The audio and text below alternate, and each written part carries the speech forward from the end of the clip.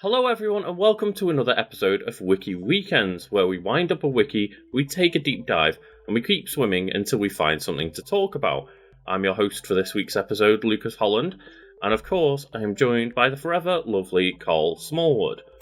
Ahoy. I keep doing it where I keep saying this week's episode like there isn't an episode for each of us every week, but oh well.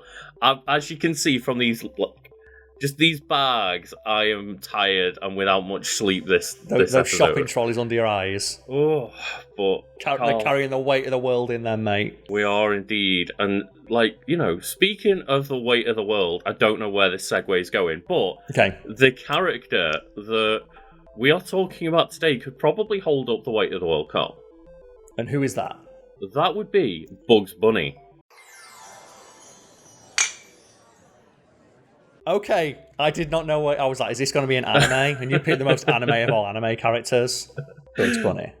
That's the thing is, you go beyond anime and you go to cartoon logic where nothing needs to make sense. So I was going to mention that, yeah, because whenever it comes to the internet and discussions of characters and their strength, there's always that question of, could a character beat blank? Usually Goku, or Superman. Mm-hmm. And then if you really, really, really hate yourself, you go look at the arguments between who'd win between Goku and Superman. And generally it's agreed that anime logic trumps comic logic, but there's one thing that trumps both, and that's cartoon logic. Anytime you look at the powers and abilities, quote unquote, of Bugs Bunny, there isn't a powers and abilities section on this wiki. We're just on the Wikipedia, and I did try other wikis, but they didn't have a proper extensive power and ability section on any of the ones I could find. Well, last thing, we can power scale Bugs Bunny, because I absolutely adore Bugs Bunny. Looney Tunes, some of my favourite bits of entertainment. I had all the VHS tapes as a kid. I adore Bugs Bunny.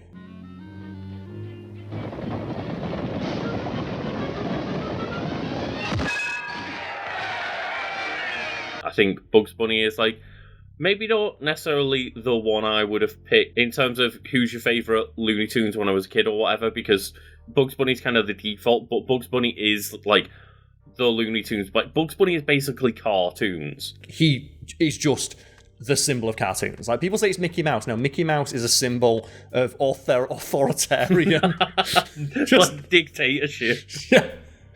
Bugs Bunny. When I think cartoons, I think Bugs Bunny. The two I would say would be Bugs and Mickey Mouse, as perfectly portrayed in Who Framed Roger Rabbit, where they get equal amount, perfect, the second of screen time. One day we'll do a Wiki Weekends on Who Framed Roger Rabbit, because it was fascinating. It took Steven Spielberg and George Lucas, I think it was, teaming up to be hey, just give us fucking Mickey Mouse. And they dragged him kicking and screaming out of Disney headquarters. I wouldn't have picked them as my favourite. Maybe I would have said, someone like Roadrunner maybe, or Wile E. Coyote. I think that was always the cartoon that I liked watching the most out of the Looney Tunes.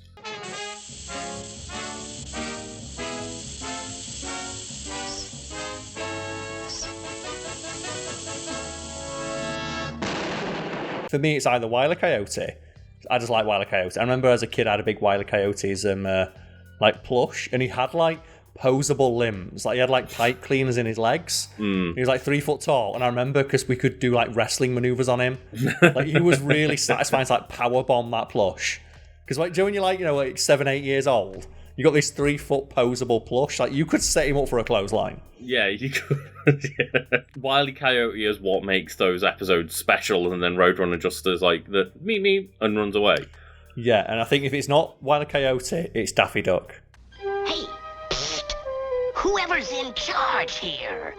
The scenery. Where's the scenery? Daffy's just such a strong pick as well. He's such a good character. Mm-hmm. Why is Daffy Duck just the boy? He's such a legend. I'm trying to look up the name of the episode with Marvin the Martian and Daffy Duck in it, which I watched, the specific episode name. There's but 1,000 episodes of Looney Tunes. Oh no, yeah, you're never going to find the specific one. That's the thing is I remember that we had a VHS of either one episode or maybe because they were quite short, it was a compilation of a few Daffy Duck and Marvin Martian episodes. I watched that on loop. I couldn't get enough of it. I claim this planet in the name of the Earth. I claim this planet in the name of Mars. Isn't that lovely? And then obviously there was just Space Jam, which, again, Space Jam wasn't the best representation of the Looney Tunes, but it was still very fun, and I just watched it on loop again because of the Looney Tunes being in it. Didn't you forget something? What? Your secret stuff.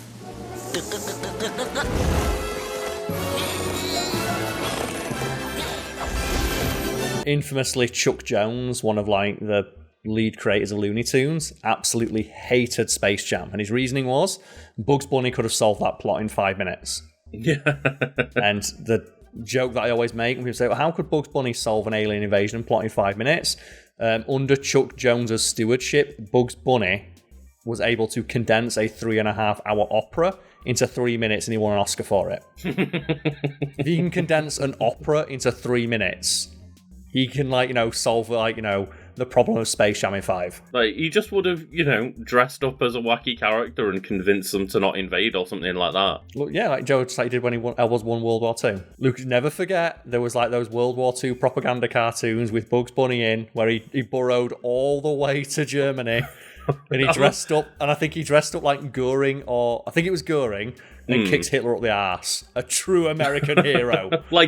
That's the thing, I'm very aware that during World War II times they were used, both Disney characters and Looney Tunes characters were very kind of helpful in the propaganda war for America. Yeah, like I say, he's an American cultural icon. That's where Popeye got his debut as well. Popeye single-handedly stopped World War II in his first debut, where he eats his spinach and just shoots a bunch of U-boats. But here's a fun fact, or maybe not so fun fact about Bugs Bunny. Do you know what his iconic catchphrase? Not "What's up, Doc?" but his other one of I took a wrong turn at Albuquerque. Oh, right. That's that's his secondary catchwphrase, right? That was first uttered in one of those propaganda cartoons. Oh, was it? Yeah. When he ends up in Nazi Germany. Oh, okay. When I looked up on the Looney Tunes wiki, which I'm not using today, there was about 4 or 5 catchphrases listed there, but that was one of them. And obviously you mentioned, I think you did say "What's up, Duck?" there, but obviously "What's up, Duck?" It sounded like you said "duck." It's my and accent. I just let it slide until now. But yeah, obviously his first catchphrase is the...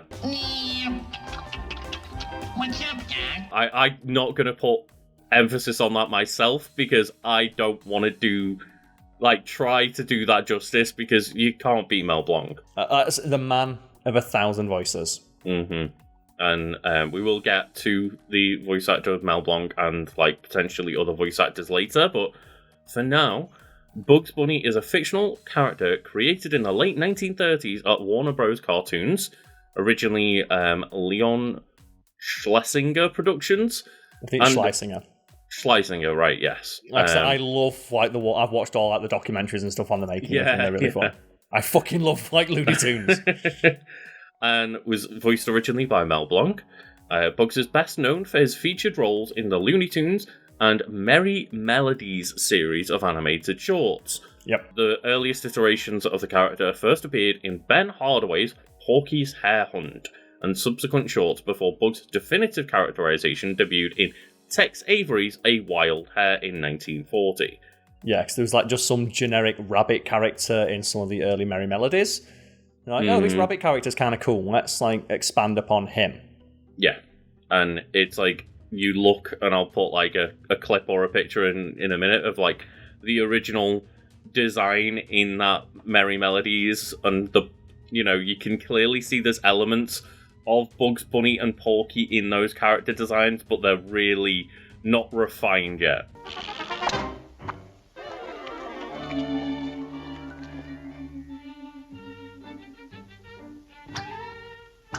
Yeah, and I think as well, Porky in that initial cartoon has a gun, and that character became Elmer Fudd. Yes.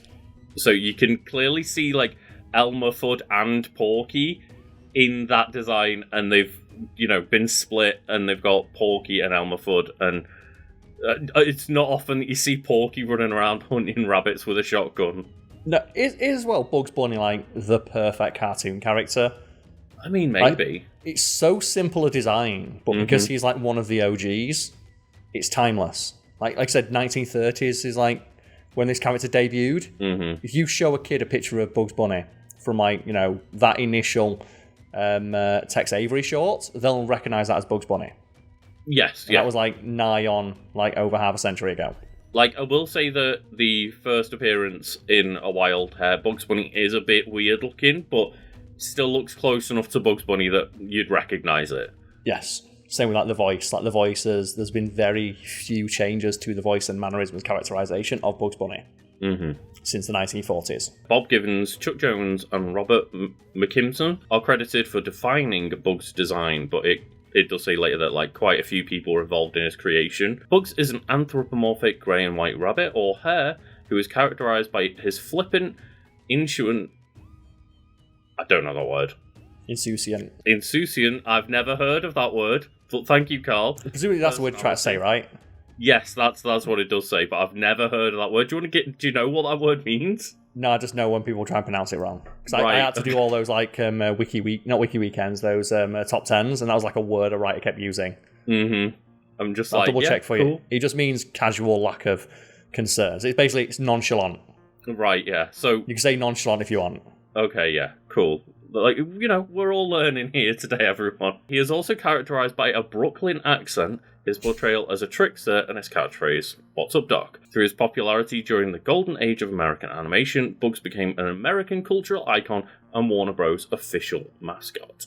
That's the one. Like I said, do you consider Bugs Bunny to be their mascot? Because I kind of like the Animaniacs as their mascot, but I don't think they should ever be the official mascot. Yeah. Because that would make the Animaniacs too legit, and part of their charm is that they're like within the context of their universe, Warner Bros. Do not want to acknowledge their existence. Yeah, I almost see Animaniacs as like the cartoon equivalent of punks.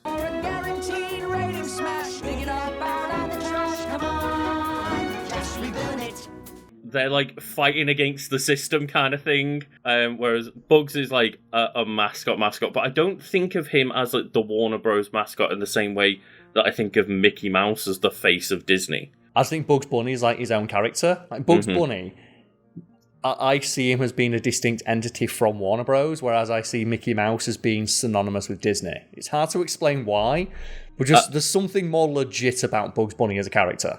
There is, and like I also think maybe that answer would be different if you'd asked like 30 years ago, because they've kind of just done a massive disrespect to Looney Tunes over the past like 20 years.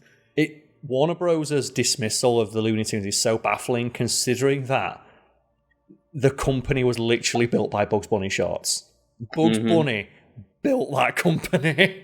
And now they're far too focused on, you know, making reality TV shows. Yeah, crappy things, and like turning HBO Max into like Max, the place for HBO. Is like whoever's in charge of Warner Bros. Is just like trying to spiral that company. I don't know what's going on. It's because, Lucas, you know who you don't have to pay to make TV reality TV. Don't cost anything to make that. Just stick a camera in some idiot's face and follow him around for a week.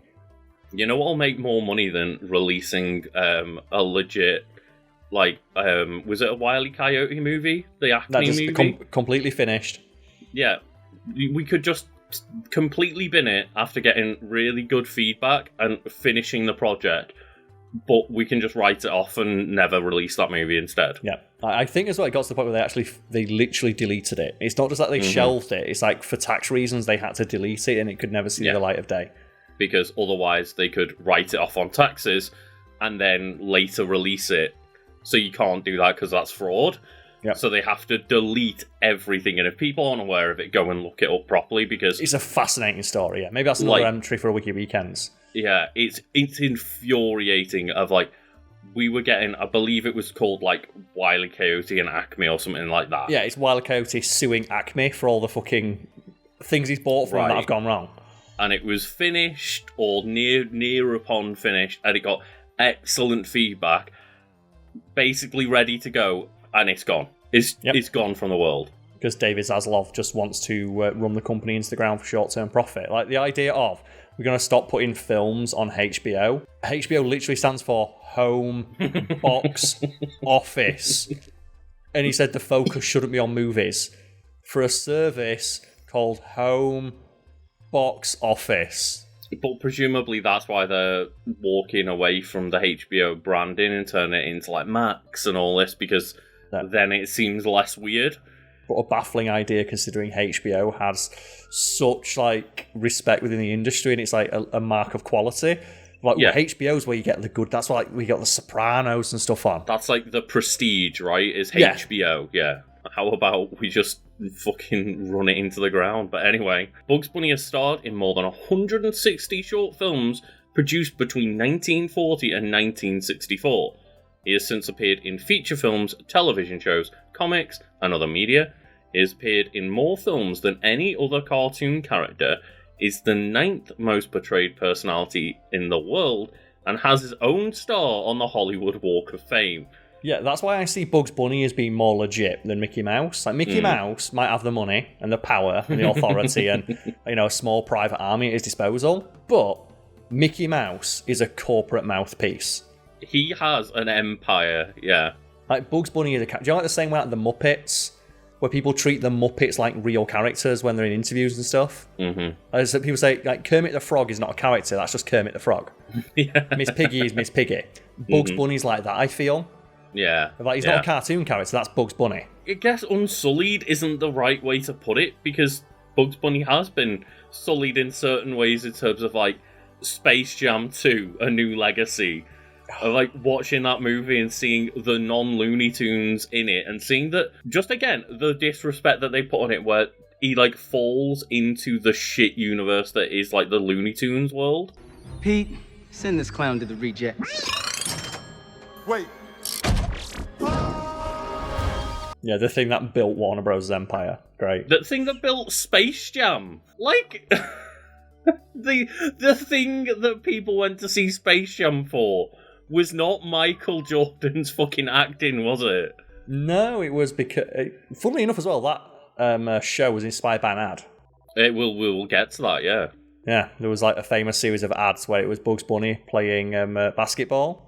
I think it was, with Michael Jordan maybe, or maybe another basketball star. You know what, Karl? Maybe we'll get to that now, actually. Maybe we'll just skip through the wiki and we'll come back to the rest later, but at the moment we can just go and talk about the commercial here, and it's in part of his reception and legacy. Okay. Bugs Bunny has also been a pitchman for companies including Kool-Aid and Nike. His Nike commercials with Michael Jordan as Hair Jordan for the Air Jordan 7 and 8 became precursors to Space Jam. That's so fucking cool, right? Mm-hmm. The Hair Jordan shoes. Like, I love that. Have you got your hairs on? No, I've got my hairs on. Of course you know this means war. Air Jordan and Air Jordan. What'd you expect? Elmer Fudd? Just the Hair Jordans. That's the thing, like, Bugs Bunny can do that, because I think people will be like, that's Bugs Bunny, show some fucking respect. If Mickey Mouse is like, fuck off, Mickey Mouse. Go beat your staff. I think there's a weird protection around Mickey Mouse as well, of people that are Disney adults, like I kind of am. I still have the ability to, criticize Disney and Mickey Mouse, but I think a lot of people like that would see it and be like, that's so disrespectful to the character and legacy of Mickey Mouse. Do you know what the simple fact of it is? Is that I feel like I could have a beer with Bugs Bunny. I don't think I'd have a beer with Mickey Mouse. Yeah. I feel like the beer would be like censored out for some juice if it was Mickey. I just feel like he wouldn't turn up. It's like a first date where he's on his phone the entire time. He's too busy, like, seeing what other companies he can acquire. Yeah, I think Bugs Bunny would, like, he'd give you the time of day. He might not call you back, but at least have that beer with you. That's the thing, I imagine at this point. I was about to say Bugs Bunny's got very exacting standards, and then I remembered Space Jam 2 happened. He appeared in Space Jam 2, he's got no standards. Bugs Bunny has lost all level of standards. He's got a really just shitty agent at the moment. Yeah, the problem is, well, he's sold out during World War II, because you can always look back and go, man, you were a fucking sellout for the government. I mean, that's the thing, right? It's like, presumably Mickey Mouse was as well. Yeah, do you think, like, if the Animaniacs were around during World War II, imagine those propaganda videos. Imagine if the Animaniacs were, like, debuting in, like, the 1940s, and they were making propaganda videos with them. Oh god, you'd have like that song where they list all the countries in the world, but it'd be like who are allies and who are enemies. Oh man, do you see as well the guy who does the voice of Yakko Warner? Like, he, every now and again, he still remembers it, and he updates it when new countries happen. Yeah, Do you remember where it was like Swaziland changed its name? Oh, right, yes, yeah. Like, so he kept getting confused with Switzerland. Like, he rewrites the song every time. Yeah, and that would be Rob Paulson. Rob Paulson is great because every time you see him in an interview or anything, like, he has so much passion for that character, and like those characters that he plays, like Dahomey, Namibia, Senegal, Libya, Cameroon, Congo, Zaire, Ethiopia, Guinea, Bissau, Madagascar, Rwanda, Myanmar, Cayman, Hong Kong, Abu Dhabi, Qatar, Yugoslavia, Crete, Mauritania, Albania, Monaco, Liechtenstein, Malta, and Palestine, Fiji, Australia, Sudan. He's great. People of the Animaniacs. The Animaniacs, I said, it's something about Looney Tunes where there's like, they don't have the corporate... They obviously do, but like I said, the Disney characters, they seem kind of untouchable. With the exception of, like, the Muppets. Obviously, they own the Muppets now, but whereas, like... Oh, God, yeah, people love the Animaniacs. And there's, like, just... He said that they're, like, punks, essentially. Because they're, like... Even though they're made by the same big company, they didn't mind poking fun at themselves. I can never see Mickey Mouse poking fun at the Disney Corporation. Whereas I can see the Animaniacs doing that, because they do it all the time. It's literally their name. They are the Warner Brothers and their sister Dot. You think about, like, Kingdom Hearts, and it's like, how did Disney let that one happen? That's one portion of the Disney universe where, like, they actually do kind of get to make fun of Disney in that series, and, like, you know, you've got Donald Duck using, like, Giga Flare and stuff. Donald, no!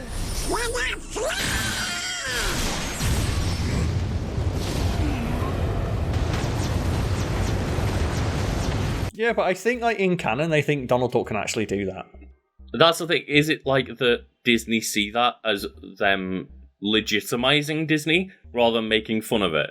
Or is it they just don't give a fuck? It's probably that they don't give a fuck, let's be honest. They might do, because apparently, like, the current rumours right now to date the video are that there's a Kingdom Hearts movie in the works, which I would really like to see them try it, and just we'll see what happens in that case. How the fuck are they going to get clear the rights for that bastard? I know Disney owns everything, but they don't own Final Fantasy yet. I mean, yeah, but Square Enix would sign off their characters, I'm sure. Probably, yeah, to be in a Disney film. I want to see just Donald Duck casting Giga Flare in, like, this massive budget Kingdom Hearts movie. Oh, man. That's a shame, though, because, like, you always feel bad for the Looney Tunes when you see stuff like that. Because that's, like, you mentioned Who Framed Roger Rabbit. I've seen that my camera's froze on your screen, so I apologise for that. But yeah, in that, like, Disney were being very Disney, and like, okay, our characters can't do this. They had people sat in, like, when Bambi appears, or like, Bambi has to have exactly this many spots. They can never go off model. When they turn around, this is what they look like when they turn around. And then when Warner Bros came in, like, they had the joke of, like, Daffy Duck playing the piano. And he was going to play it really badly. And Warner Bros. Like, no. Daffy might be goofy. He might be daffy, but he knows how to play the piano. Yeah. Make him play the piano real good. He's going to be an idiot when he's playing it, but he's going to play it real good.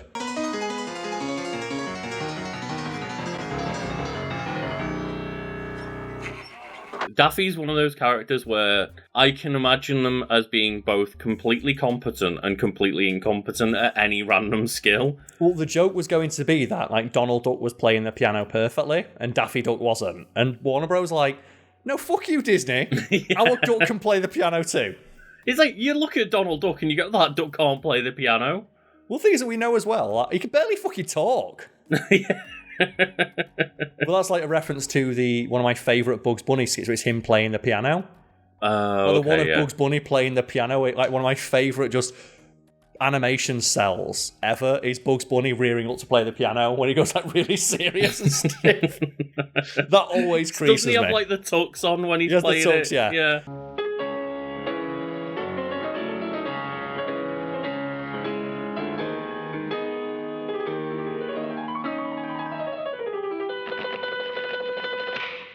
Legitimately one of my favourite episodes of any cartoon. Hopefully, as we're going through and listing these things, I can, like, find some clips and keep them in without getting copyright strikes, because I'm really hoping that we can get some, like, good old Looney Tunes clips in here. God, I love the Looney Tunes so much. Like I said, that one of him playing the piano, it still cracks me up to this day. It's a spectacular cartoon in the sense that, like, even nowadays, I enjoy watching them, and not just for like, oh yeah, I remember liking this as a kid. It's like, it's such good humour for all ages. It's just fantastically well animated. Like I said, there's the Bugs Bunny one, and then I think there's the Tom and Jerry one where they did it too, where it's like Tom playing the piano chasing Jerry, and every hit of the key like is actually what a piano would do as they do it. Of course, there was just so much artistry to those early. Like, as much as it's cartoons for kids, there was so much effort and craft and love put into them. It's one reason why, as much as you'll basically never see another game like it, because of how long it took to make, like, just watching Cuphead is an experience, because it throws back to all of these, like, 50s and 60s cartoons and stuff, and I'm not sure the exact things that Cuphead takes inspiration from, in terms of, like, you know, exact time periods, but just seeing how well made all the animations are in that game, it really harkens back to those old cartoons.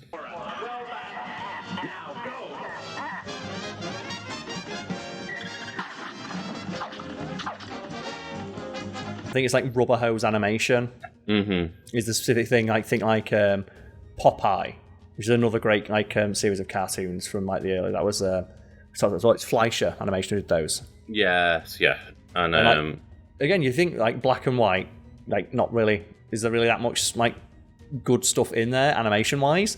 Yes, there is. Like I said, go put in some clips of those early Fleischer Popeye shorts, like where he like punches things, and like it's like the amount of just detail put into some of the stuff that happens in those cartoons is redonkulous. Yeah, and we've talked before as well about the Superman cartoons that basically couldn't exist now because they cost so much money to animate, like several minutes of Superman shorts. Yeah, they cost as much as a feature-length movie would back in those times. They've spent the equivalent of a feature-length, what it costs to make a feature-length animated movie on a 5-minute short. Yeah. And that's why those Fleischer Superman shorts are the best-looking Superman things you've ever.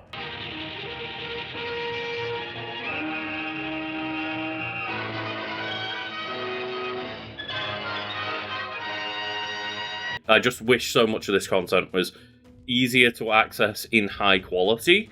Yeah, it's rough because it does exist somewhere. It does, yeah. Almost perfect quality. It's like when you look at like black and white photos from like 100 years ago, like mugshots and stuff. It's like, why is it like it's in 4K? It's like because film basically is.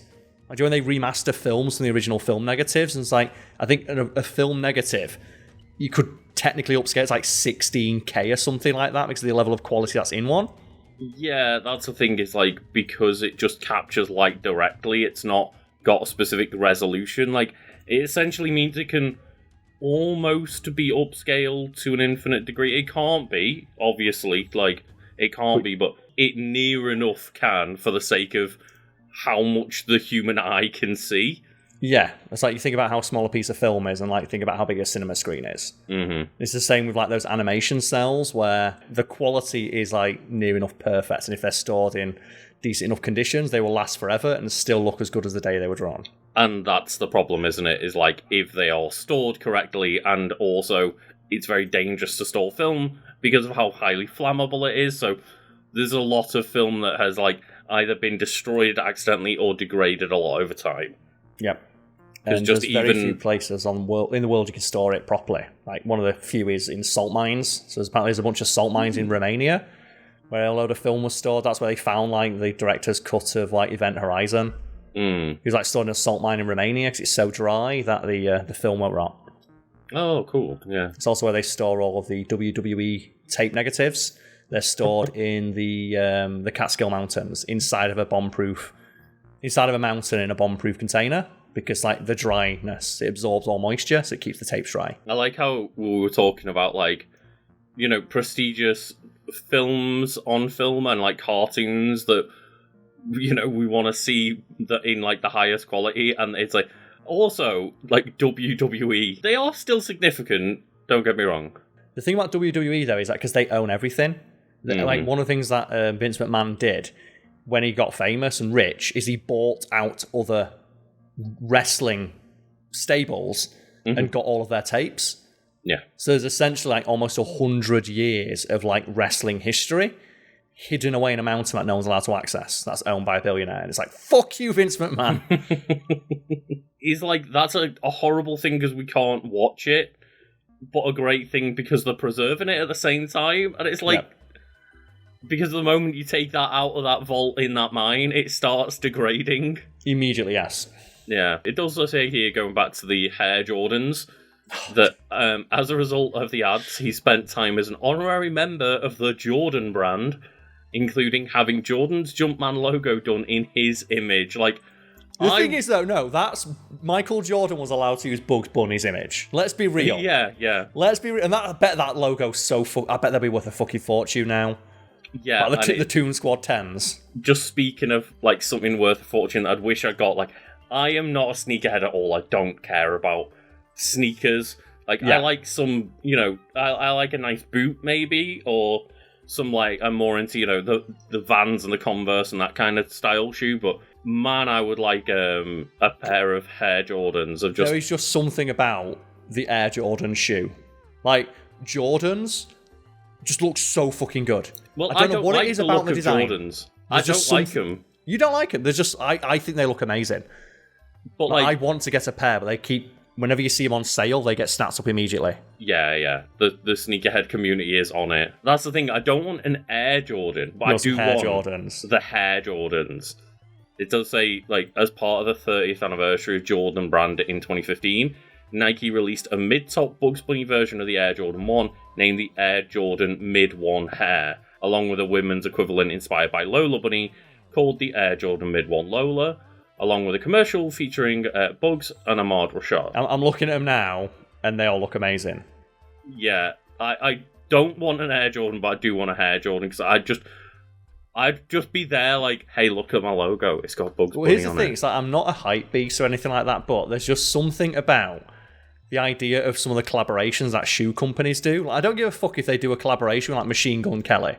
Yeah. But I remember when I saw, like, I think it was Nike did a collaboration with Hello Kitty, and I'm like, fuck. Yeah. Get the Hello Kitty 10s, or where... And if you could find a picture of these shoes, M&M's, the Sweet, did a collaboration with Adidas, and they had, like, Sambas, but they had, like, the M&M shell colours. And they look so good. But they only release them in limited quantities, and they always get snapped up by collectors. It's like, fuck's sake. I want to rock up in, like, the fucking the Hello Kitty 10s. Let's go. Yeah, that's the thing, is I want all of, like, the dumb brands where it doesn't make any sense to collaborate. Like, all of, like, the Pokemon brand collaborations that happen with, like, random sportswear and stuff like that. I'm like, oh, that looks really good. Yep. I'd say not big into sneakers at all, but all I've heard is that the sneakerhead community is crazy on top of their stuff in terms of just, as you say, snapping up everything second one. Yeah, well, I'm going to send you just like the M&M ones now, because they probably sound as stupid in your head, but Lucas, tell me they're not the cleanest trainers you've ever seen. Yeah, they are. They are they nice not looking. Clean as fuck? They are.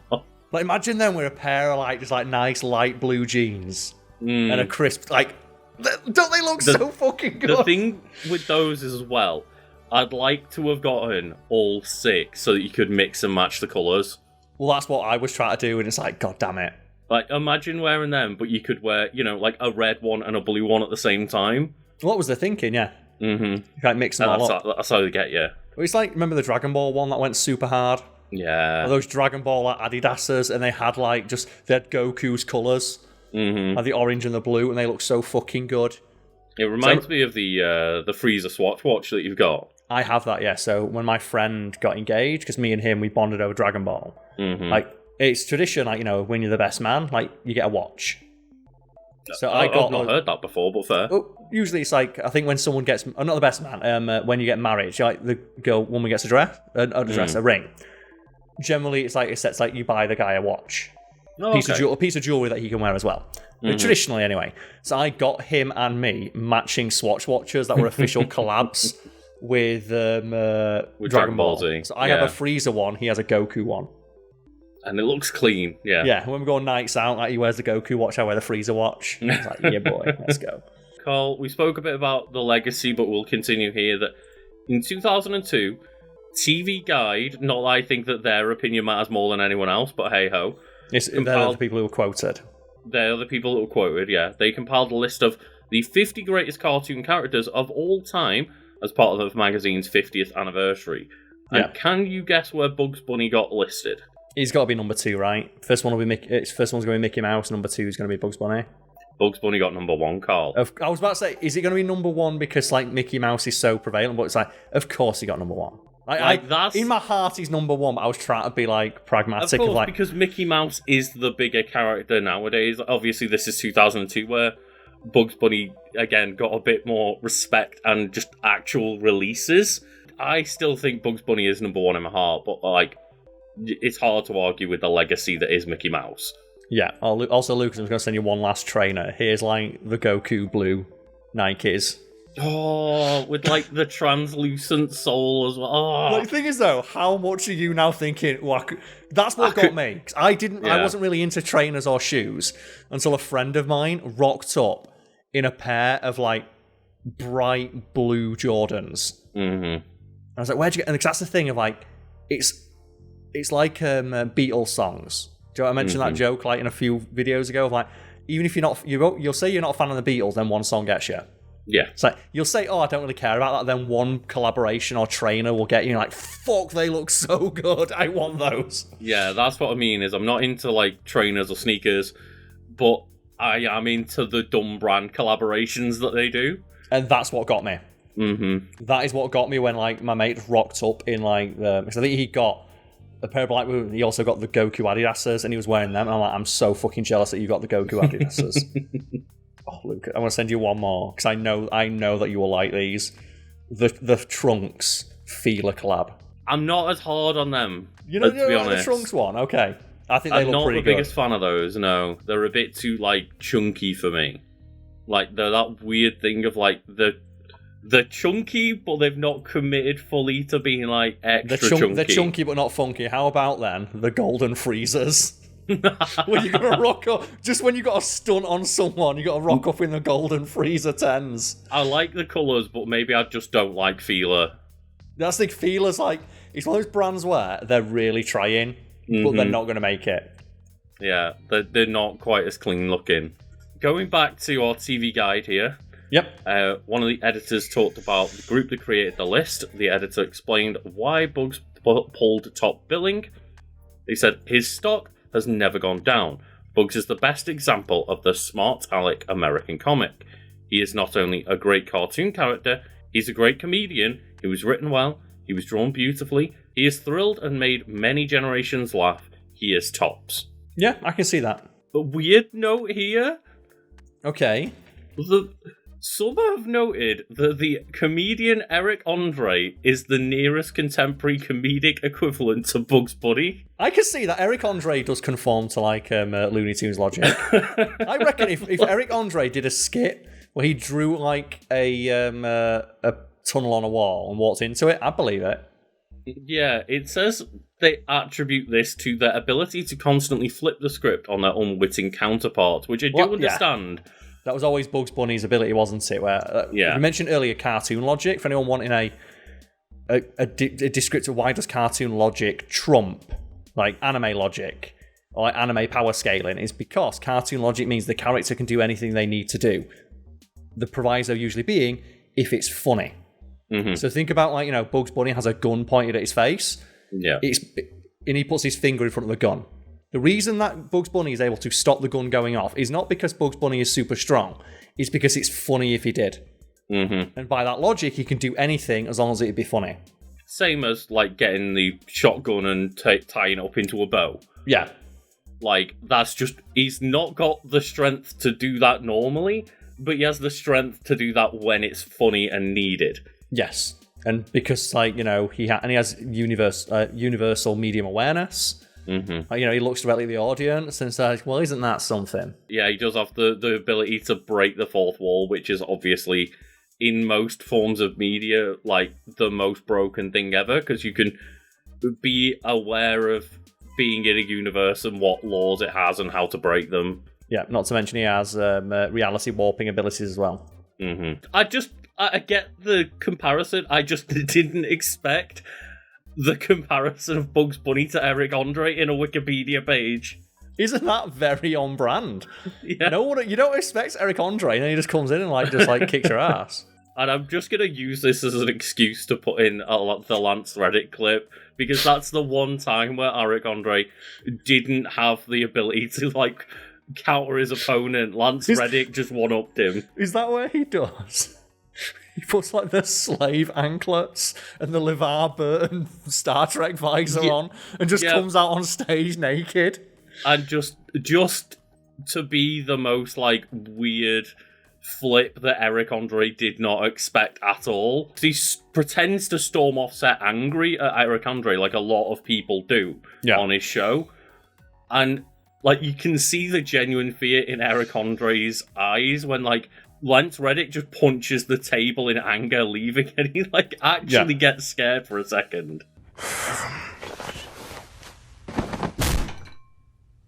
Need a new desk. I wish I would have Where's my iconic slave role? Hey, motherfucker. I wish I would have all y'all! Under current US copyright law, Bugs Bunny is due to enter the public domain between 2034 and 2036. However, just like recently happened with the Mickey Mouse Steamboat Willie copyright, this would only apply to the character's first depiction as Happy Rabbit in Porky's Hare Hunt, which was published in 1938. His later Persona debut in 1940 will enter the public domain in 2036, although most of his pre-1948 cartoons have been used in public domain since the early 1970s. That's always the thing, isn't it, when it comes to did you know that Mickey Mouse is entering the public domain? No, Steamboat Willie is. So I remember that happened with Winnie the Pooh. It's the character of Winnie the Pooh is, but Disney's version with the t-shirt is still copyrighted, and people were putting that copyrighted Winnie the Pooh on their t-shirts and stuff, and why is Disney sending me a cease and desist? It's oh my god, your dogs are going so mad. Yeah, I don't know what the fuck's happening. Give me a sec. Sorry, I got rudely interrupted by my dogs kicking off at a delivery there, but it's always that weird thing, isn't it, of people just hear the headline of Mickey Mouse enters the public domain and then don't look into it. Yeah, what version of Mickey Mouse? Because one of the things that is very companies like Warner Bros. And Disney do to maintain copyright is all you do is just make a little change to a character. And then that's a new version of a character you can copyright. And even specifically the Steamboat Willie Mickey Mouse, I believe there was something along the lines of you could use the version without the hat or without the gloves or something, but not with. For a lot of it's just not worth it, because do you really, really want to try and go toe-to-toe with the $1 billion legal shotgun that Disney would point directly at your testicles? Yeah, exactly. To me, it's just not worth the fuss. And, you can see it happen with Pinocchio, for example, of, the moment that Pinocchio copyright was just gone, there was, 3 awful Pinocchio films in 1 year. And then, obviously there was, Lies of P, which came out last year, which was, a game that's based around the concept of Pinocchio, even though it looks very different. Personally, to me, I wouldn't want to get involved, because the moment you step your toe over the line by accident, say for example putting the hat on Steamboat Willie or whatever it was, Disney are then going to come after you. They're going to get you, but I just sent you another pair of trainers, Lucas. These are Marvel based. Look at those Marvel Nikes. $1,500, mate. Yeah. Why are you showing me these things that cost so much cost? Just, you know what? If the channel does really well, maybe you can get yourself a pair. Subscribe and all that stuff, and maybe Lucas will become a hype beast, and we'll have just episodes showing off our trainers. Yeah, just share, subscribe this video, and just hopes of Karl and I be able to go get some nice sneakers. I've got one more, and I think these might be the fucking strongest ones so far. Oh my god! Because these are an official Adidas Yu-Gi-Oh collaboration. Oh, why would you do this to me? That would come in a Millennium Puzzle box, and they come with a copy of the Dark Magician who's wearing the trainers on the card. Oh no! Why, God? Can you Karl's imagine? Trying to financially ruin me. Can you imagine rocking up to a Yu-Gi-Oh tournament with the Dark Magician who's wearing the same shoes as you? Oh my god. Oh. This was, I told you earlier, I wasn't until someone showed me one pair that got me, and I'm yeah, oh no. Karl, You did the deep dive yourself. Right now, you're doing it for me and just sending me super This is what my mate expensive did to things me. to buy. This is why I ended up with all those, like, because I've got those really nice, crisp Adidas high tops. I fucking love Adidas's. I've got some really crisp ones of those. Is this just you trying to get back at me for saying you should watch One Piece? Yeah. The revenge. You should been buy waiting. What would be cheaper, Lucas? Buying all of One Piece's manga or getting one of these pairs of shoes? Yeah, that's the thing, is like buying all of One Piece probably costs less than one pair of these sneakers. Yeah, I've got a mate who's like really into it, and he's got a wall of his shoes. I remember him showing me a pair. I went, how much are these worth? And he went, don't tell my girlfriend, but $4,000. Oh my god! He only paid him $1,000 for them now, so. Whoa. And on that note, just please, just go and share this video so that maybe we can get some nice sneakers. I'm hoping you put all the pictures of these in the background over people, because like, these are some crisp ass looking trainers. They are indeed, and thank you all for watching if you've made it to the end of the episode. And as always, I hope everyone has a lovely day. Cheers, everybody.